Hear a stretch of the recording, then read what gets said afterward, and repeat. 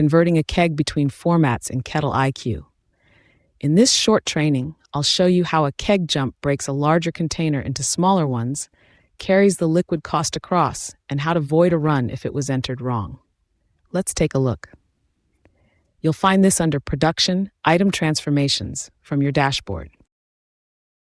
Sometimes you need to move product the other direction, breaking a larger container down into smaller ones, like a half-barrel keg into 3 sixth-barrel kegs. That's a keg jump. Click Jump Kegs to start one. Select the source SKU, your half-barrel keg, and the target format you're converting into.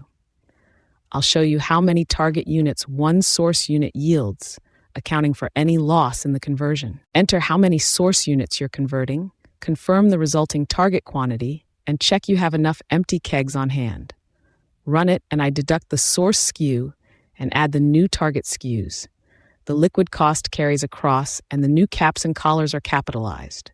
If you ever need to reverse a jump because it was entered wrong, come back here, find the run in the history list, and void it.